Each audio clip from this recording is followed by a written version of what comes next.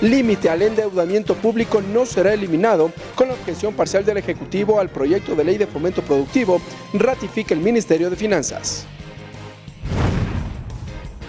La exministra de Defensa María Fernanda Espinosa compareció ante el fiscal general de la Nación vía telemática dentro del caso que se investiga por la muerte del general Gabela. Proyecto de ley de prevención de la violencia en el deporte contempla sanciones para quienes incurran en actos violentos. Los medios legislativos presentan TVL Noticias Emisión Estelar con Belkis Sánchez. Lunes 23 de julio de 2018, amigas y amigos, sean todos ustedes bienvenidos a la emisión estelar de TVL Noticias. Gracias a quienes nos sintonizan a través de la señal de los medios legislativos y también por internet, por tvl.asambleanacional.gov.es. De inmediato revisamos la información que marca esta jornada.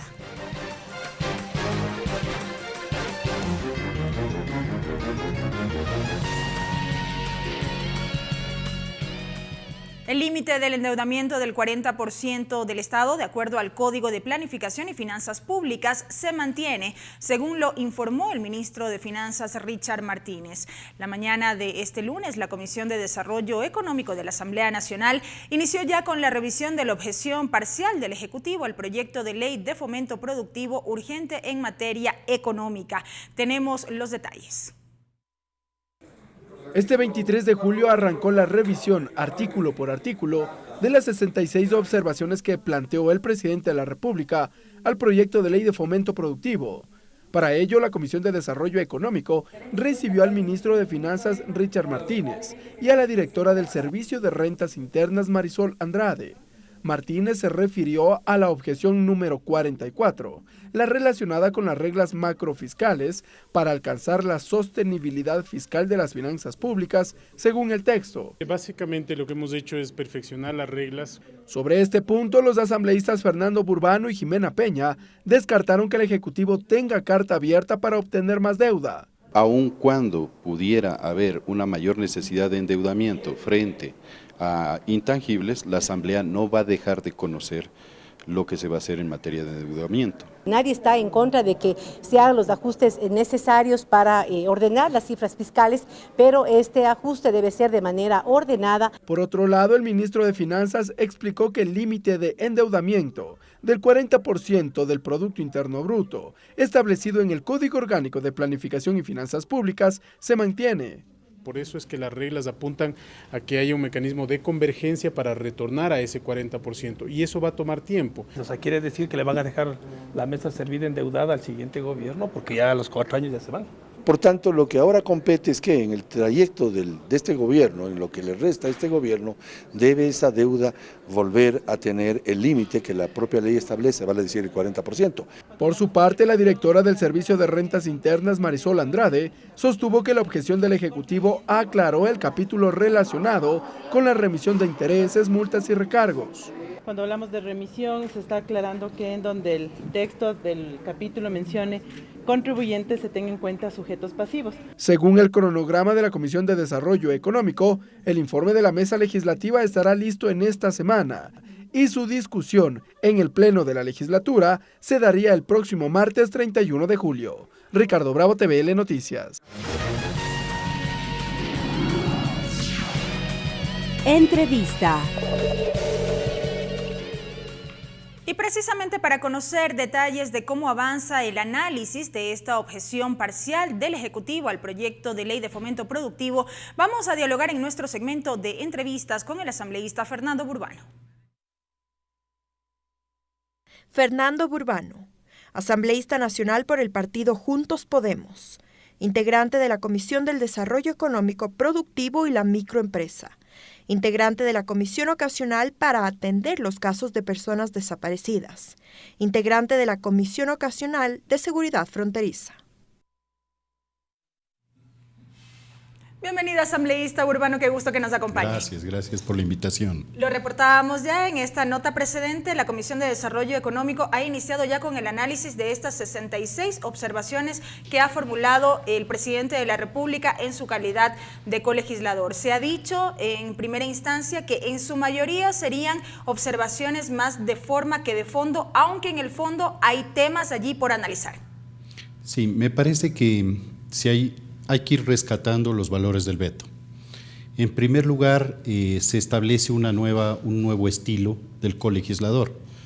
Al reconocer el trabajo legislativo, no se han tocado las nuevas iniciativas que se generaron desde la comisión, por ejemplo, la incorporación e inclusión de sectores que no estaban, el sector agropecuario, la agroasociatividad, el turismo comunitario, nuevos emprendimientos, excepciones que vayan hacia los bienes de capital para pequeños y medianos productores, en fin. Entonces, es positivo que el Ejecutivo vaya considerando y respetando estas iniciativas. Eso es lo primero. Lo segundo, me parece que el Ejecutivo manda un mensaje al país diciendo necesitamos que la ley ayude y contribuya a tener una mayor transparencia en cuanto a la deuda. En el momento, por ejemplo, que la preventa petrolera o los papeles que se le dieron como dación de pago al Banco Central van a contabilizarse como deuda, eso es muy importante y permite tener una mayor transparencia. Y en este ámbito, el Ejecutivo también nos está diciendo necesitamos mayor flexibilidad en casos de contingencia. Ustedes saben que, por ejemplo, en este momento hay cosas que no puede controlar, como la baja del precio del petróleo o un desastre natural. Frente a estas circunstancias, el Ejecutivo pudiera contraer más deuda. Pero lo interesante también de la propuesta es que no lo hace con una carta abierta, como se ha mencionado, sino que tiene que pasar por la aprobación de la Asamblea. Aquí nos estamos refiriendo puntualmente a esta preocupación que existe por el techo de la deuda del Estado que está fijada en el 40%. Así es, pero no nos olvidemos de que este techo de la deuda va a haber prácticamente, yo diría, un acuerdo político, social en la Asamblea, de dar un tiempo para que bajemos, porque de la noche a la mañana no vamos a poder bajar esta cantidad tremendamente grande en exceso. Serán en los próximos 5 años en los que se logre. Ahí es cuando el ministro de Finanzas hablaba de esta convergencia, alcanzar mecanismos de convergencia para llegar a ese porcentaje, algo así decía. Así es, y la Asamblea año tras año irá revisando e irá aprobando el plan de tal manera que en los próximos 5 años lleguemos a ese techo de endeudamiento del 40%. Carta abierta, decía un asambleísta que integra la Comisión de Desarrollo Económico para endeudarse. De ninguna manera. Me parece que la Asamblea no pierde su facultad de hacer control político. Siempre el programa económico va a venir a la Asamblea y será la Asamblea la que lo apruebe. Pero por otra parte, también el proyecto incorpora una suerte de rendición de cuentas trimestrales para ir evaluando cuál va siendo el progreso de la aplicación de la ley. Esto va a ser muy importante porque va a permitir un monitoreo compartido y conjunto con el Ejecutivo y el Legislativo. Usted hacía referencia al inicio de esta entrevista que el colegislador no ha topado estos aspectos que nacieron fruto de estas observaciones por parte de los asambleístas y que permitieron nutrir el proyecto de ley. No obstante, hace una observación en cuanto a incluir otros sectores. Así es. Mire, ¿qué es lo que resulta interesante del debate anterior? En el debate anterior, usted recordará que se nos anunció que había una ley que beneficiaba solo a los grandes inversionistas, al gran empresario, al gran industrial. Y lo que se fue logrando a través del trabajo de la comisión es la incorporación, por ejemplo, de pequeños y medianos productores agropecuarios, de rubros que no estaban considerados como sectores priorizados de la economía, como es la agroasociatividad. Hoy por hoy, por ejemplo, tenemos un programa de alimentación escolar que compra leche a pequeños y medianos productores. Si vamos desarrollando esta ley, pudiera ser que a futuro los pequeños y medianos productores asociados logren mejores márgenes en sus ventas. Es decir, que lo que se hizo en la comisión es tratar de incorporar a nuevos sectores. Los sectores de productores del bambú, por ejemplo. Los empresarios jóvenes de tecnologías en la comunicación, en el desarrollo de software, de hardware, que antes no estaban incorporados, hoy fueron incorporados, y para el presidente y para el Ejecutivo le parece muy positivo. o también las inversiones en turismo comunitario. Esto también es importante porque no solo el turismo de gran escala, hay lugares, por ejemplo, en los asentamientos de comunas en las costas ecuatorianas especialmente, donde la comuna pudiera hacer inversión apalancada con fondos de cooperación y en ese sentido están incorporados o priorizados como sectores priorizados de la economía, valga la redundancia. De esta primera revisión asambleísta que ustedes como comisión ya están haciendo respecto del contenido del veto presidencial, ¿qué elementos particularmente merecen la observación por parte de los comisionados? Bueno, hay un tema que hasta ahora nos hemos encontrado, es respecto de los GATS, que también deberían hacer una suerte de remisión en cuanto a los intereses, a las moras en la prestación de servicios, en el caso del agua potable. El texto original decía, podrán los GATS acogerse o favorecer con la remisión a los ciudadanos. Nosotros habíamos puesto un mandato, es decir, que deberían obligatoriamente, deberán los GATS hacer la remisión. Ahora bien, el Ejecutivo insiste en el podrán. Entonces es un tema de discusión, porque pudiera violarse la autonomía municipal. Quizás hay algunos municipios que están considerando que esos rubros dentro de sus planificaciones presupuestarias, o quizás piensen que eso va contra la cultura de pago por los servicios públicos. Entonces, hay algunos legisladores que mantenemos la posición de que tiene que ser un hecho, digamos, que sean los GATS los que decidan y que no sea impositivo. Ese es un tema. Esto entonces la comisión podría ratificarse en lo aprobado tras el segundo debate. Podría ratificarse porque existen algunas voces que están en ese sentido. La otra, que quizás no hay un consenso unánime, es respecto de las reglas macrofiscales. Sin embargo, pienso que ya en el conjunto del Pleno habrá una mayoría aprobando, porque lo que se tiene aquí es una flexibilidad. Me parece que no ir sobre la flexibilidad que plantea el Ejecutivo es dar una señal negativa hacia el exterior que pudiera incrementar el riesgo país y disminuir la posibilidad de renegociación de la deuda. Entonces, creo que la ley debería apoyar el veto presidencial, la Asamblea, para que el presidente tenga un buen instrumento de renegociación futura de la deuda, especialmente con multilaterales. Correcto, asambleísta. Se había anticipado ya desde la semana última, cuando llegó esta objeción del Ejecutivo, que la comisión tendría listo el informe esta misma semana. ¿Bajo qué consideraciones? Tomando en cuenta que son 66 las observaciones del presidente de la República, que podría sonar a mucho cuando se ha hecho una relación de que sería una revisión casi del 40% del contenido del proyecto. Bueno, en realidad son 43 observaciones en total, muchas son de forma. Muchas observaciones estamos plenamente de acuerdo porque mejora la redacción inicial. Hay otras observaciones que corrige la propia propuesta del Ejecutivo y que la comisión las pasó por desapercibido.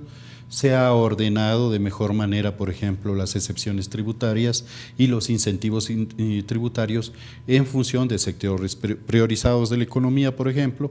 Entonces, no hay mucho debate, digamos, en un grueso de articulados. Y sobre los temas que yo les señalo que pudiera haber unas posiciones distintas, creo que la salida es votar por tramos, es decir, votemos por los artículos en los que estamos de acuerdo en allanarnos y los otros artículos pongámoslos a consideración del Pleno y quizás pueda haber una mayoría para ratificarnos o caso contrario que pase la propuesta presidencial. ¿Misma forma de votación se podría aplicar ya en el Pleno cuando se trate del informe? Sí. Usted sabe que el informe de la comisión no es vinculante. Así es. ¿No? Sin embargo, sí es una buena guía. Y lo que hemos tratado, hoy día hubo una reunión del ministro de Finanzas con los jefes de bancadas y líderes de las organizaciones políticas. La idea también es ir comprometiendo para que los representantes que están en la comisión de sus respectivas bancadas pues vayan de alguna manera consensuando los criterios de su bloque para tener el menor escollo posible. Usted sabe que el equipo de negociación económico ya está fuera del país, parte de él, y creo que el tiempo apremia y es necesario darle al país esta ley. Siendo así, entonces, ¿cuándo tendríamos listo Yo el informe? estimo que el día de mañana podemos tener aprobado, ya tener un consenso de la forma de votación y cómo votaríamos de manera consensuada. Y máximo, a más tardar miércoles o jueves, tener ya un informe ingresado para que sea puesto en el debate la próxima semana. En 30 segundos, asambleísta, para concluir, ¿qué es lo que se logrará ya con la posterior vigencia de esta ley? Me parece que la vigencia de esta ley es una buena herramienta, es un buen inicio, pero hay que darle también leyes, reglamentos y políticas complementarias para que esta ley sea mucho más potente. En cuanto a legislación, por ejemplo, ¿qué podría aportar? Ley de turismo, ley del artesano, la ley de fomento productivo, la ley de agricultura familiar, la ley de industrias y de agroindustrias. Entonces, son leyes complementarias. Pero también quizás sería bueno, por ejemplo, en la ley de transparencia fiscal, que hoy recientemente se presentó, que el Banco Central tenga autonomía, tenga su propio directorio y no la Junta Bancaria. Que es una de las propuestas, justamente. Claro. Y la otra posibilidad pudiera ser que se constituya un Consejo Consultivo de Finanzas presidido por el Ministro de Finanzas. Y el control cruzado. Usted recordará, estoy proponiendo ya hace algún tiempo la creación del Centro de Estudios Legislativos para hacer auditoría a la ley y generar un tanque de pensamiento que haga seguimiento a estos temas fundamentales de la economía, de tal manera que cuando vaya a aprobar el presupuesto usted tenga insumos, no solo del Ministerio de Finanzas, sino los insumos de finanzas, del Banco Central y de la Asamblea Nacional. Correcto, asambleísta Burbano, gracias por habernos acompañado con sus criterios. A usted, muchas gracias. Ha sido la presencia del asambleísta Fernando Burbano, quien integra la Comisión de Desarrollo Económico de la Asamblea Nacional, que, como ya lo hemos mencionado, ha iniciado ya con el tratamiento del veto parcial del Ejecutivo al proyecto de ley de fomento productivo urgente en materia económica.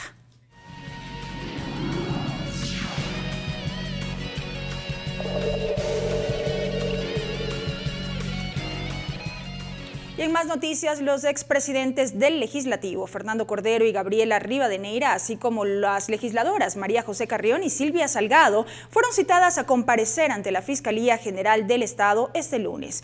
El llamado fue en el marco de la denuncia presentada por la asambleísta Ana Galarza como parte de la investigación de las declaraciones de Raúl Patiño y Miguel Carvajal por un supuesto impedimento para no fiscalizar en la Asamblea Nacional. Silvia Salgado llegó a la hora prevista a la comparecencia. Tras la diligencia manifestó que no fue legisladora en el periodo anterior, sugirió tratar temas de mayor relevancia y no judicializar la política. Es obligación de las autoridades investigar, pero ojalá pudiéramos más bien centrarnos en temas muy trascendentes, porque judicializar un poco la política, porque las decisiones de los asambleístas, o sea, son decisiones de ellos, la ley le faculta, tienen libertad de pensar y siempre y cuando lo hagan en torno a la Constitución. La también asambleísta Ana Galarza señaló que se investiga un posible delito y que no existe judicialización de la política. Las declaraciones públicas del ex legislador Patiño, que manifiestan que en la década del correísmo había un impedimento para fiscalizar. Esas no fueron las únicas declaraciones. Miguel Carvajal también manifestó que se les impedía a la interna fiscalizar porque eso era considerado casi un acto de traición. María José Carrión y Gabriela Rivadeneira también fueron citadas, pero no acudieron. Enviaron una comunicación solicitando se disponga una nueva fecha. El expresidente de la Asamblea, Fernando Cordero, tampoco se presentó. Marcelo Dueñas, abogado de Ana Galarza, se pronunció sobre su no presencia. Prevención legal que si no comparecen nuevamente de manera libre y voluntaria, a lo mejor puede Fiscalía solicitar la comparecencia a través de la fuerza pública. La legisladora Ana Galarza manifestó que varios procesos de investigación fueron archivados en la Comisión de Fiscalización. El juicio político al ministro de Defensa por la compra de los helicópteros DRUF, ¿sí? ¿Quién archivó ese juicio político? Silvia Salgado. La comisión de fiscalización que está presidida por la asambleísta María José Carrión, el juicio del vicepresidente Jorge Glass, que ahora está preso, nunca llegó al pleno de la Asamblea Nacional. En las próximas horas, Fiscalía establecerá nueva hora y día para la diligencia. Clever Aranda, TVL Noticias. Y de inmediato saludamos a nuestro compañero César Guanolema con la traducción al quichua.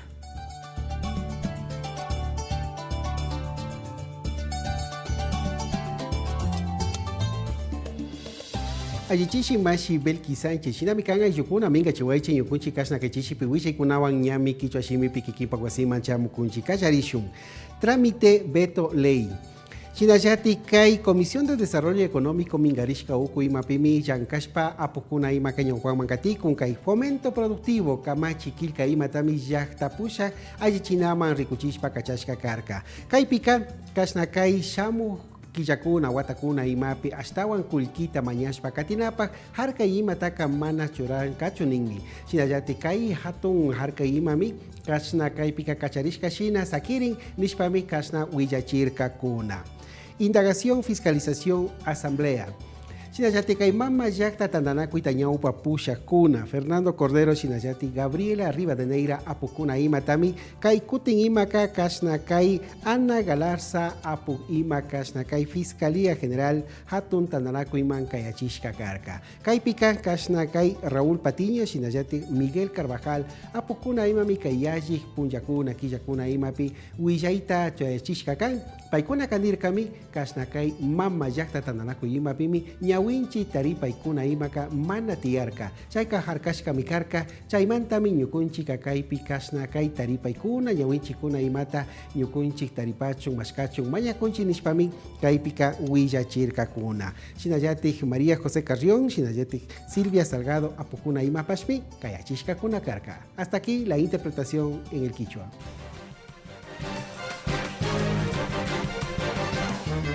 Regresamos con TVL Noticias, emisión estelar, luego de la siguiente pausa promocional.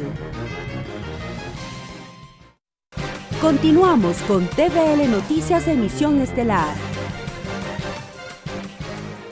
Más noticias, amigos. Gracias por acompañarnos. La Comisión Ocasional que analiza los temas de tránsito continúa con el tratamiento del proyecto de reformas a la Ley de Transporte Terrestre, Tránsito y Seguridad Vial.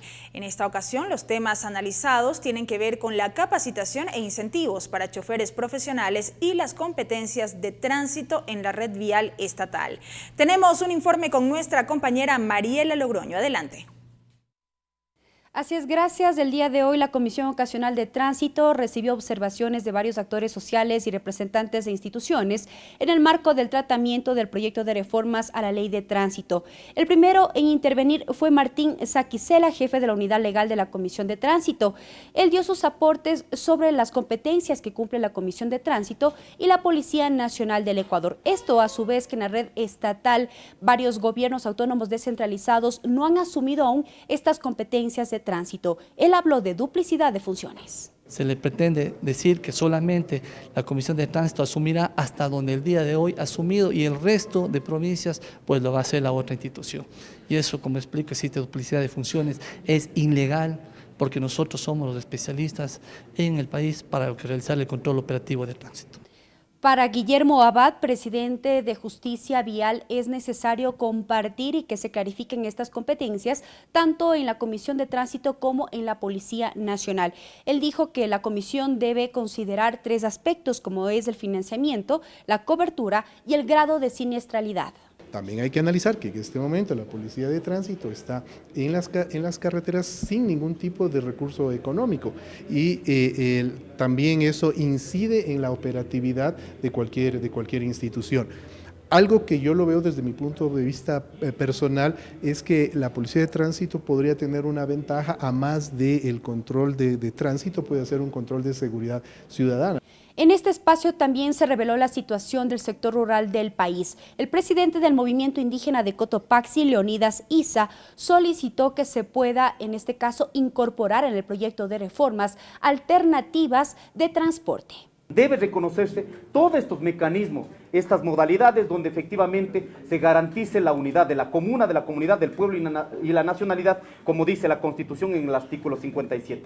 Frente a los accidentes de tránsito que se registran en nuestro país, Napoleón Cabrera, representante de la Federación Nacional de Transporte Mixto del Ecuador, precisó que es necesario que se implemente capacitación e incentivos para los choferes. Una capacitación permanente para el conductor profesional, pero no solamente una capacitación visto por los organismos de control como fuente de financiamiento de sus arcas municipales, no, una capacitación que también genere estímulos y beneficios en favor del transportista que demuestre su predisposición para la capacitación. Es la información que se genera al momento en la Comisión Ocasional de Tránsito en el marco del tratamiento del proyecto de reformas al proyecto de Ley de Transporte Terrestre, Tránsito y Seguridad Vial. Gracias a Mariela Logroño con ese reporte y en efecto son aquellas observaciones que se reciben por parte de esta Comisión Ocasional de la Asamblea Nacional para nutrir esta propuesta de reforma a la Ley Orgánica de Transporte Terrestre, Tránsito y Seguridad Vial del país. Entrevista.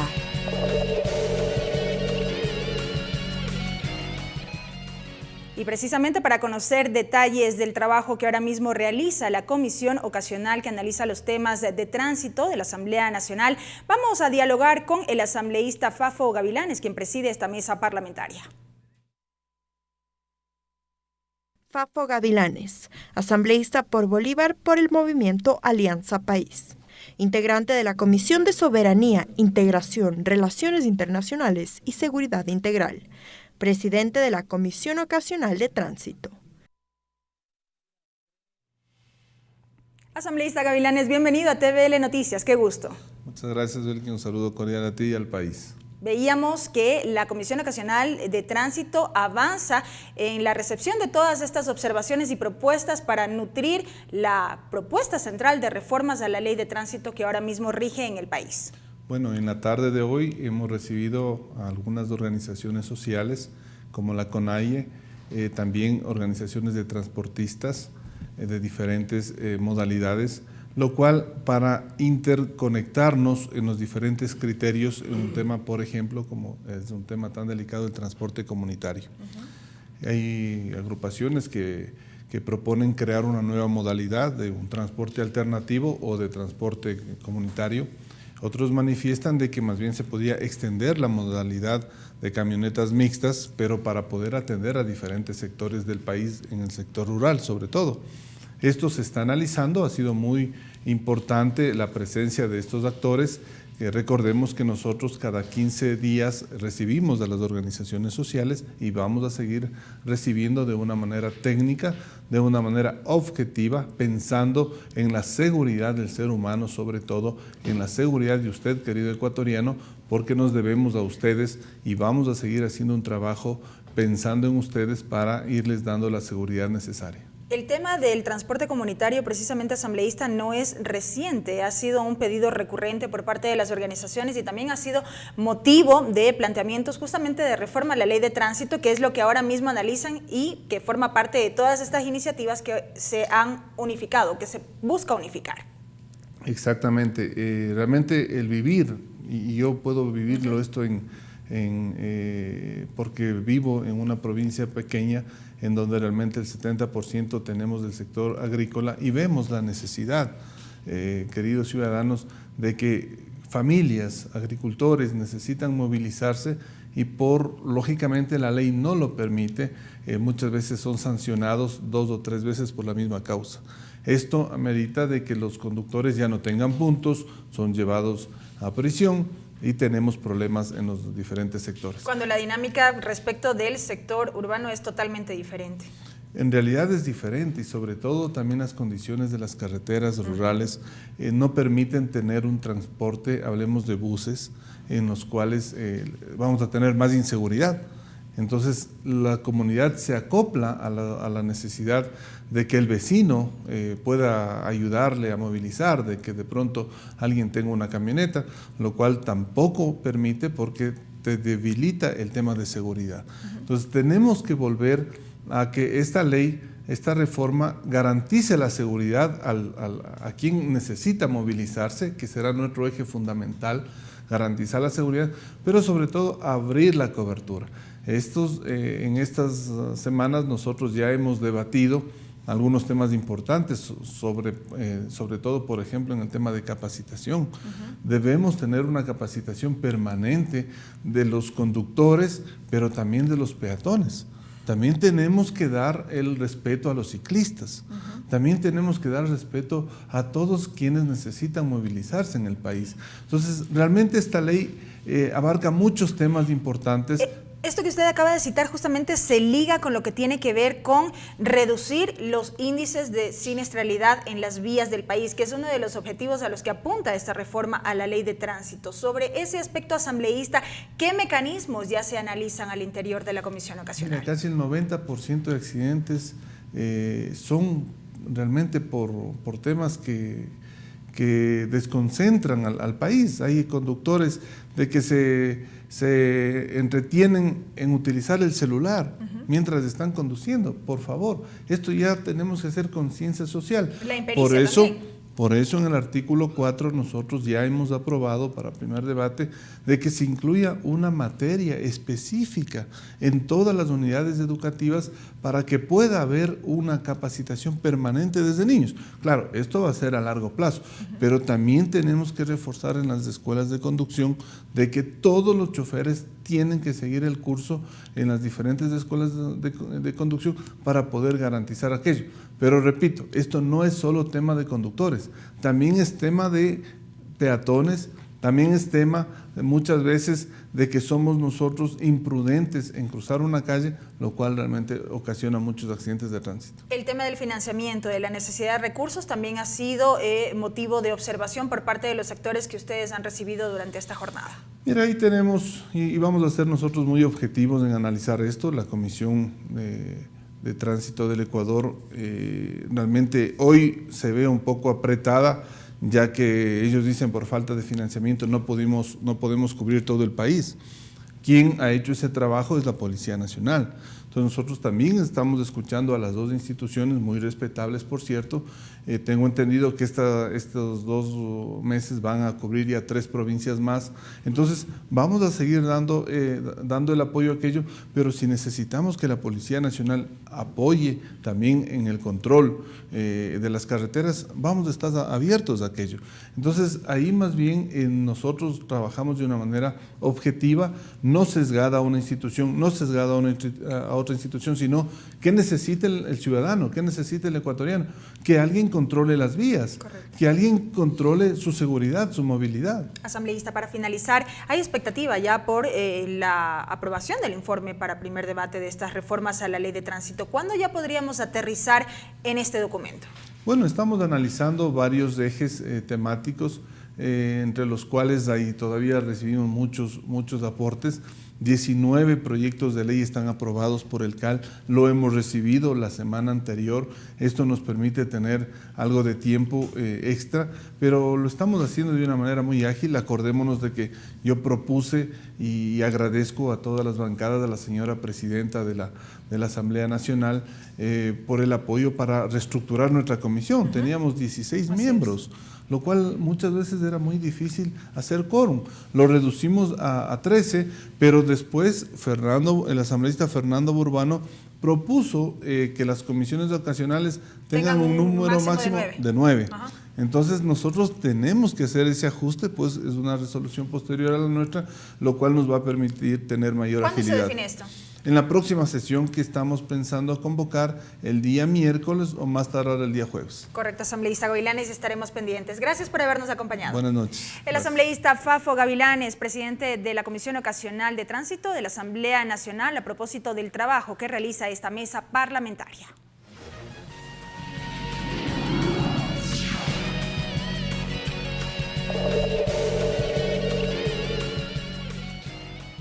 Más información, amigos. Les contamos que la presidenta de la Asamblea Nacional, la economista Elizabeth Cabezas, cumplió agenda en Montevideo, Uruguay. Allí mantuvo reuniones con autoridades del Senado de ese país y también participó en el 20º Congreso Americano de Movilidad.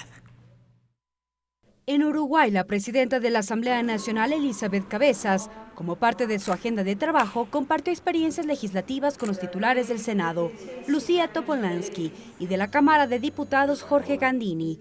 En este espacio se discutió sobre políticas públicas encaminadas a la prevención de la incidencia del cáncer de seno, acordes con el avance de la ciencia y la tecnología, a fin de contribuir a una mejor calidad de vida de las mujeres.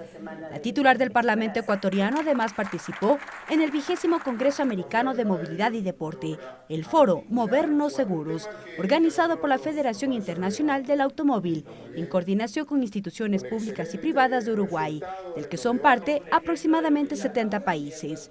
En su intervención explicó el manejo de la movilidad en el país y cómo al momento se abordan temas de tránsito. Saludó la finalidad de este congreso que dijo permitirá intercambiar experiencias con países de la región. Orientar los debates en otros países en donde realmente estos temas de movilidad todavía necesitan ser trabajados con muchísima profundidad y que tienen que ser trabajados también con muchísima responsabilidad de parte de los entes, de autoridades en los distintos ámbitos.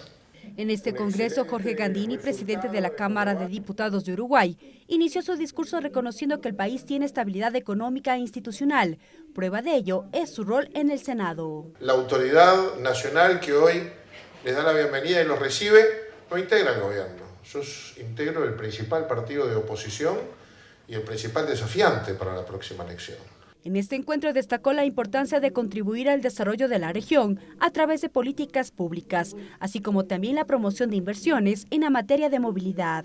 Temas vinculados al automovilismo, a la movilidad, a la seguridad vial, que es uno de los principales problemas que tenemos, es el flagelo más grande que existe en la accidentalidad, la morbilidad de nuestros jóvenes.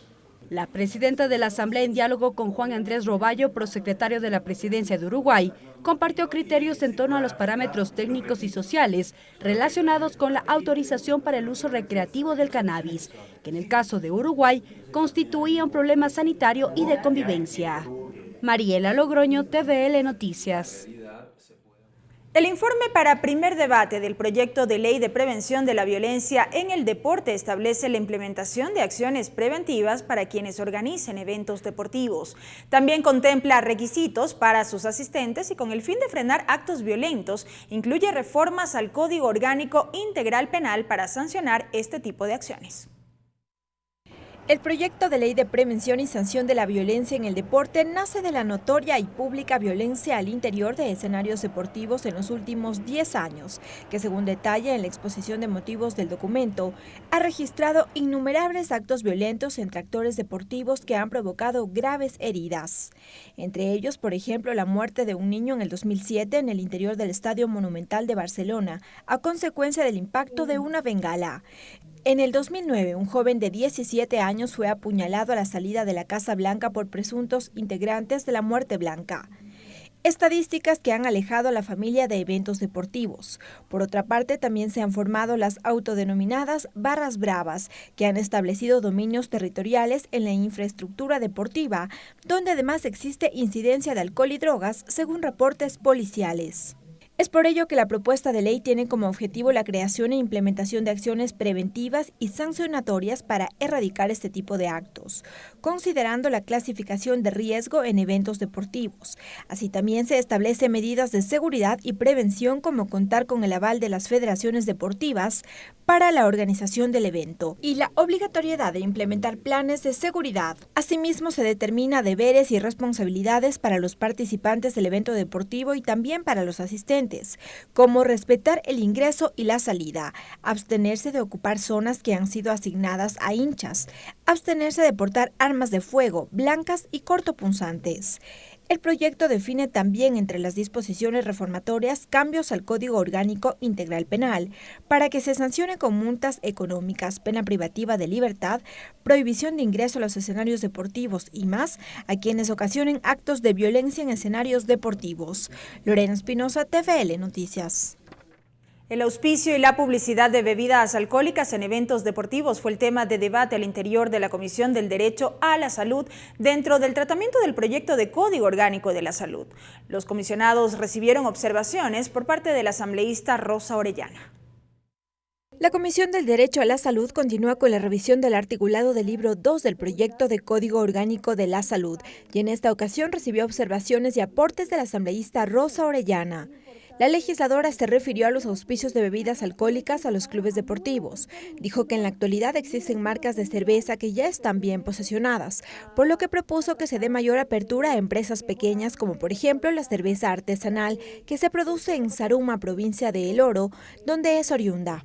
A los pequeños emprendedores que recién están tratando de posesionar su marca y que tienen de eso una forma de trabajo legal. Aunque dijo es fundamental que en el proyecto de código se promueva campañas de prevención del consumo de bebidas alcohólicas, la publicidad en el deporte en estos casos debería ser restringida en los clubes inferiores. La venta de alcohol está prohibida para los menores de edad. También cabe manifestar alrededor de centros educativos hay un sinnúmero de tiendas. Propuesta que generó debate al interior de la mesa, puesto que los comisionados expresaron que no se debe confundir ni promover el deporte con el consumo del alcohol. Sería contradictorio en algún momento cuando hablamos de manera inmediata del deporte, lo conectamos de manera, es una conexión inmediata que hacemos casi con la cerveza.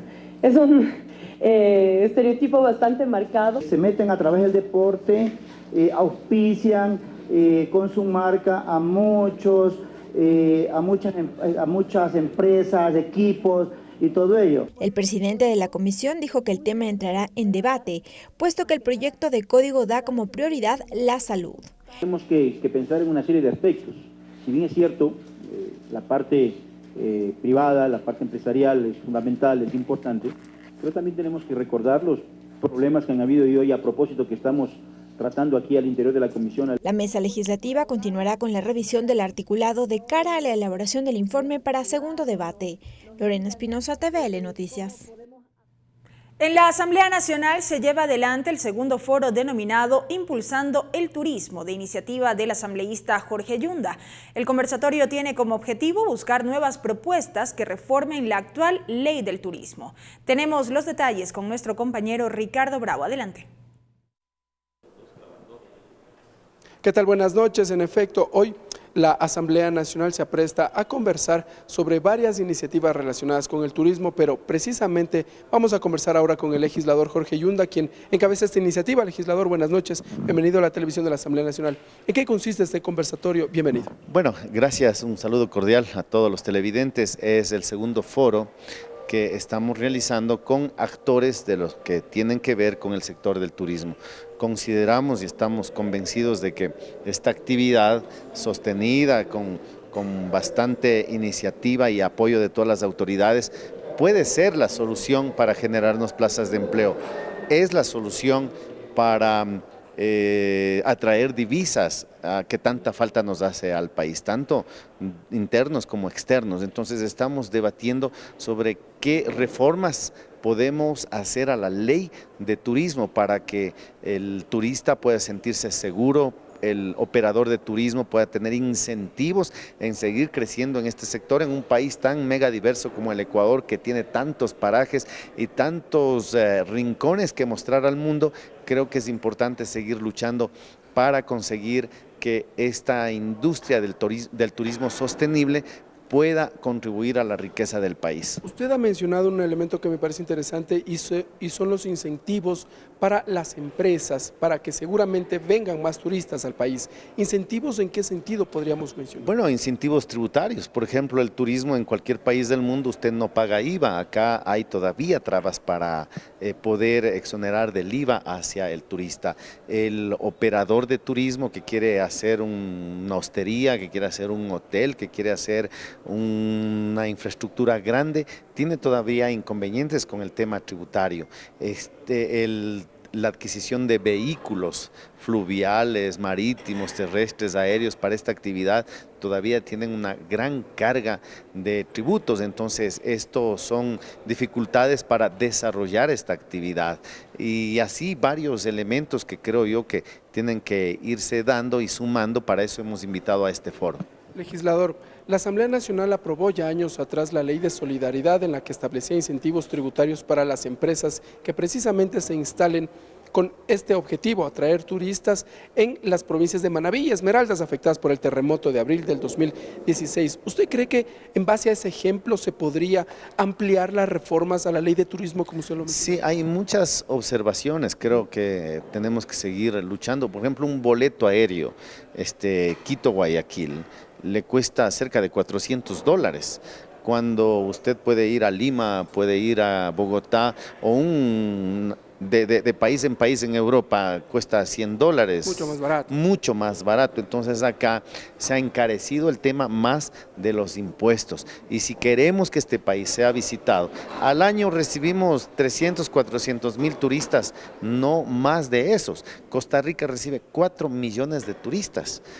Perú recibe más turistas que Ecuador. Colombia recibe más turistas que Ecuador. Entonces creemos que tiene que darse muchas facilidades, tiene que haber una legislación especial para que se pueda fomentar esta actividad que considero después del petróleo, esa es la actividad que yo le veo para las futuras generaciones y para nuestro país poder tener estabilidad económica. Nos ha dicho que es el segundo foro ya sobre esta materia. ¿Tal vez prevé entregar usted algún proyecto de reformas en materia de turismo con estos insumos? Sí, tenemos un proyecto de ley que hoy lo vamos a presentar y lo vamos a socializar con todos los involucrados, porque a este foro vienen justamente el turismo comunitario, los grandes operadores de turismo, vienen el público en general, las autoridades que hemos invitado, para ir encontrando ese camino legal que permita fomentar esta actividad en nuestro país. Gracias, asambleísta Jorge Yunda.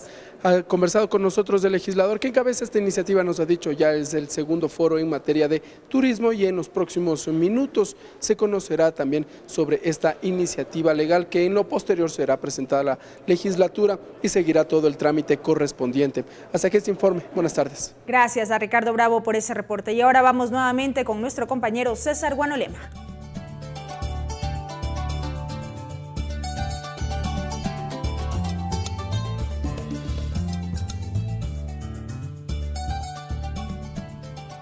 Kichwa shimipi wishay kunawan mimachikuna ñukunchikas nakaychishi kikinpa wasima chamukunchikas tawan riksish pakatishun. Kay Comisión Ocasional de Tránsito hatun tandanaku imapimi rimanakush pakatikunkuna kay kutinka kay Ley de Tránsito kamachi imata mushuyachina yuyaywan. Kasna kay hatun yuyaykuna imapi rikurishkami kasna antawa purichik yachak runakuna imata shinallatik imashina astawan yachachishkatinapaj shinallatik astawan kasna kay yachaykuna imapi alli purichik imapi yanapayta chayachingapak chaytami yuyaykunapi astawan rikush pakatikunkuna. Sukta wisaypi charinchi mashikuna Shinayati, actividades presidenta Uruguay. Mamayakta Tandanaku Itapushak Elizabeth Cabezas, Apucuarmi Imami, Kasnakai Kutin Imaka, Montevideo, Uruguay, Yakta Manchayarka. Kaipimi, Kasnakai Yakta, Pakhatun Tandanaku, Mama Tandanaku, Imata Pushawan, Rimanakuita, Ñaupangma Parka, Shinayati, Tauka, Hatun, Yuikuna, Imata Michimbapurarka, Kasna, Makipurashpa, Yankaita, Ñaupangman, Apankapag. Contenido, ley, violencia, deporte. Shinayati kai kamachi y matapish astawan rimanakush pakati kunkunami kai Comisión de Salud mingarishka ukupi. Shinayati kasna kai kilka ima kai ñami tiagrin kasna apukuna shugniki rimanakui pirixichun ningmi. Shinayati astawanka kasna kai kamachi ima wanka kai pujana pambakuna pi yakikuna tajarkanapak. Shinayati wakin kuna ima pika yakikuna tiagpi ima shinaya wanachikuna tachayachinapakmi kai kamachi rikunga nishpami rixichishka kuna. Hasta aquí la interpretación en el quichua.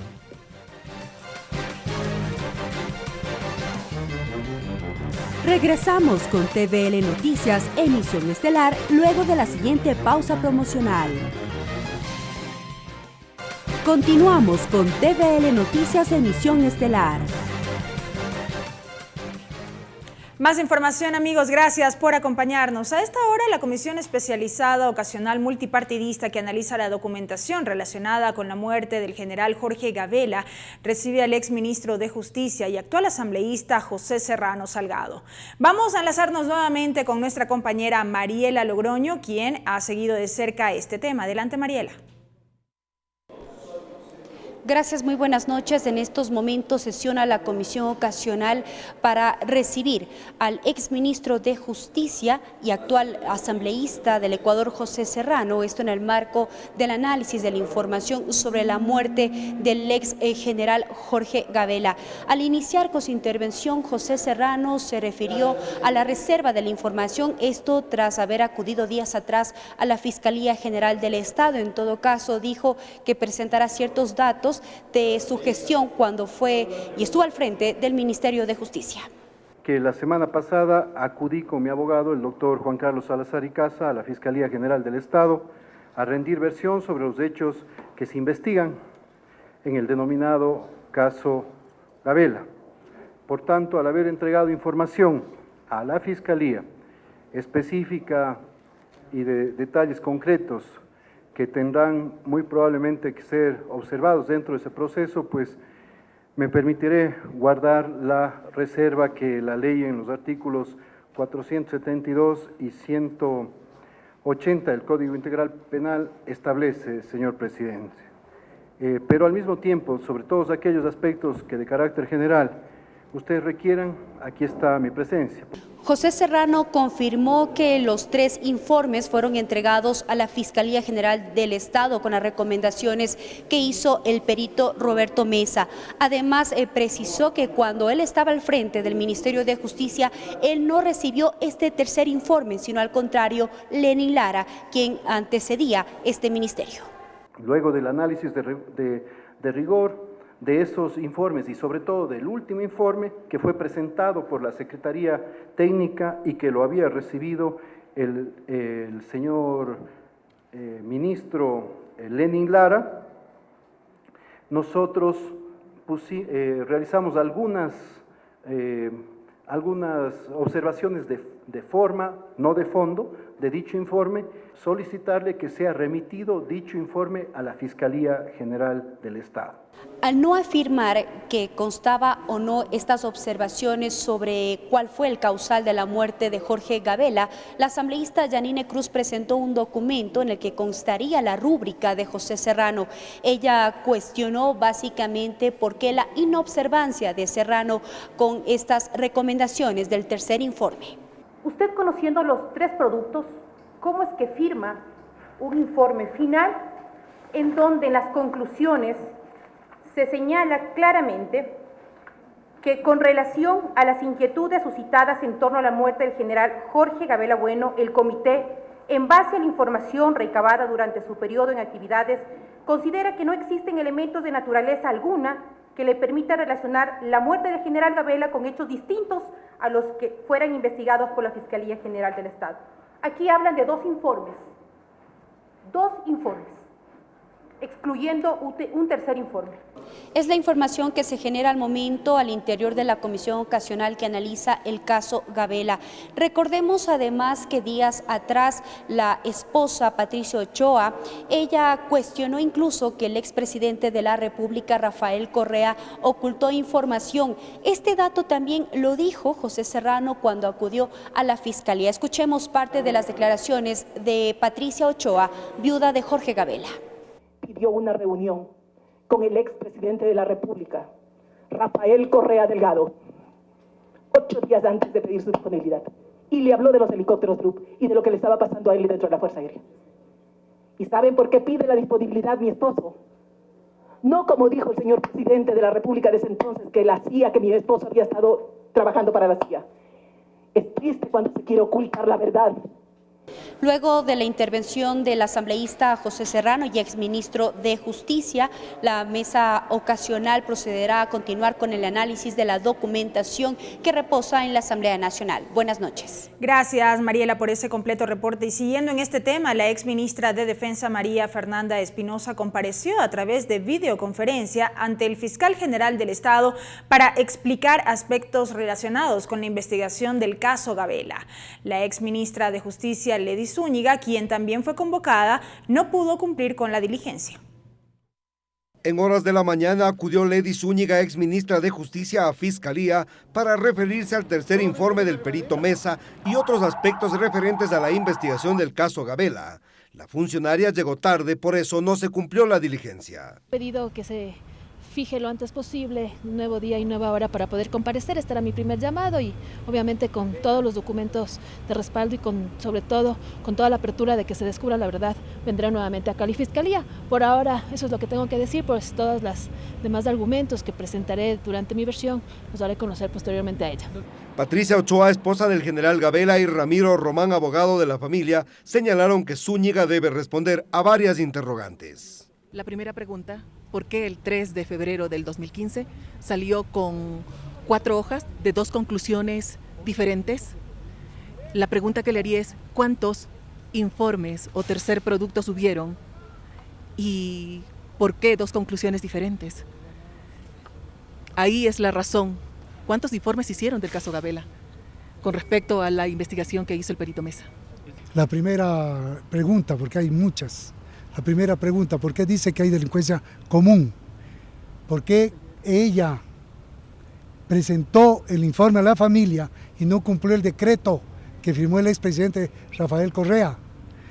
¿Por qué no hizo un conocimiento en denuncia directa a la Fiscalía? Entre otras cosas. En horas de la tarde compareció vía telemática desde Estados Unidos la ex canciller y ex ministra de Defensa María Fernanda Espinosa. Según Ramiro Román, la ex ministra hizo valiosos aportes que permitirán que otras personas sean llamadas a comparecer. Dice que sí había en los documentos sumidos del señor Alexis Mera. Y también habló de un general Velasco de la Fuerza Aérea. ¿Qué pasó? Entonces, en ese sentido manifestó de que había este general que había dispuesto ella que entregue información al comité. La familia Gabela rechaza la tesis que su familiar haya sido víctima de delincuencia común. Clever Aranda, TVL Noticias. En otro ámbito, este lunes el Tribunal de la Corte Nacional de Justicia ratificó por unanimidad la prisión preventiva dictada contra el exmandatario Rafael Correa dentro del caso que investiga el supuesto secuestro del activista político Fernando Balda.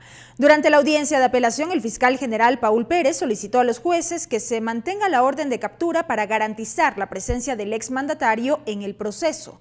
El fiscal basó su pedido en que existiría riesgo de fuga por parte del exmandatario al hacer referencia a la no presentación de Correa en la ampliación de su versión el pasado 12 de julio, pese a que esa diligencia fue solicitada por la defensa del expresidente.